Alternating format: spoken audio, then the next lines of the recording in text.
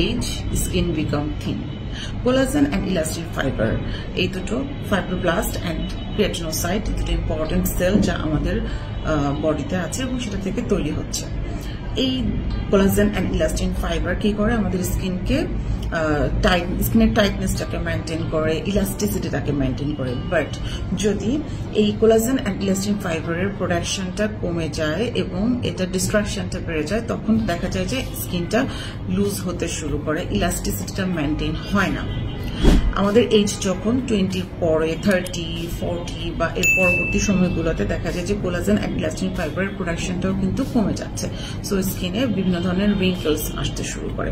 আমরা যখন কপাল কুঁচকাচ্ছি, এখানে কিছু লাইনস আসছে উপরের দিকে, যখন ফোরহেডটাকে মুভ করতেছি এখানে কিছু হরিজন্টাল লাইন তৈরি হয়। বড় করে হাসলে দেখা যায় আমাদের ক্রসফিট বা এখানে কিছু লাইন তৈরি হয়। তাছাড়া আমাদের মাউথের চারপাশে আরো কিছু রিঙ্কলস বা লাইনস তৈরি হয়। এরকম পুরো ফেসটাতে কিছু ফাইন লাইনস এন্ড রিঙ্কলস কিন্তু আসতে শুরু করে, বিকজ এখানে কোলাজেন এন্ড ইলাস্টিন ফাইবার দুটারই কিন্তু ডিস্ট্রাকশন হচ্ছে। আমাদের এই যে যখন আমরা এক্সপ্রেশন গুলো দিচ্ছি, এই এক্সপ্রেশনের জন্য দায়ী কি? এক্সপ্রেশনটা হচ্ছে বিভিন্ন ধরনের মাসেলস আমাদেরকে এক্সপ্রেশন গুলো করতে হেল্প করছে, তাই না? 20-তে 30, 40 এন্ড এখনো আমরা যখন অ্যাক্টিভ আছি প্রত্যেকটা সময় আমাদের প্রত্যেকটা এক্সপ্রেশনকে কিন্তু এক একটা মাসেল ডিল করছে, তাই না? বাট আমরা যখন এজ আমাদের 20, 30 সেই সময় কিন্তু আমাদের এই ধরনের এতটা ফাইন লাইনস এন্ড রিঙ্কলস গুলো আসে না। কেন আসে না? বিকজ আমাদের এই স্কিনটা কিন্তু তখন অনেকটাই ইনট্যাক্ট থাকতেছে। সো মাসেলটাকে যখন আমরা মুভ করতেছি, স্কিনটাও তখন ভালো আছে, যার কারণে আমাদের এই রিঙ্কল গুলো আসছে না।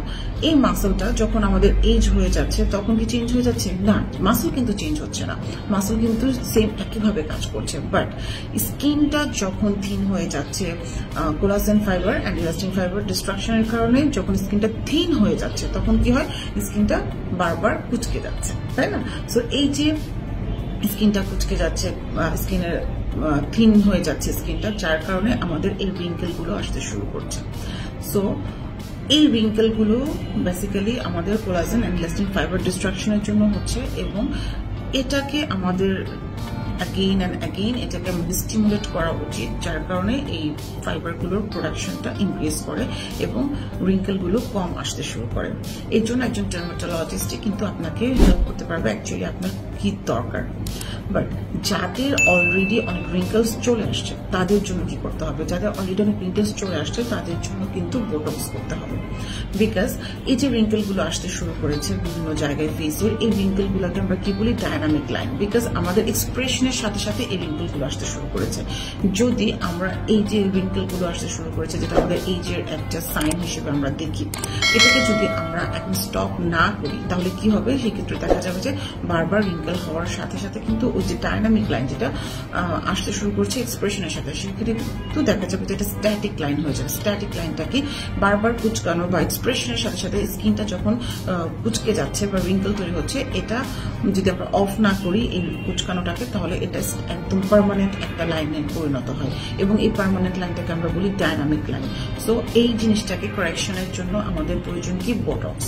বোটক্সের মাধ্যমে আমরা এই মাসেলগুলো যেটা আছে মাসেলের মুভমেন্টটাকে কমিয়ে ফেলতে পারি, সো দ্যাট যে স্কিনটা বয়সের সাথে থিন হয়ে গেছে, এই থিন স্কিনটা মাসেলের সাথে মাসেল মুভমেন্ট কম করলে স্কিনের মুভমেন্টটাও কম হবে। আলটিমেটলি কিন্তু এই রিঙ্কেলটা কিন্তু আমরা কিছুটা সময়ের জন্য বোটক্স করে রিডিউস করতে পারি, almost 5 to 6 months, and after that আপনি চাইলে আবার এই বোটক্স করে আপনার এই লাইন বা রিঙ্কেলটাকে কিন্তু আবার ঠিক করে নিতে পারেন, আপনার ওই মাসেলের মুভমেন্টটাকে অফ করে দিয়ে।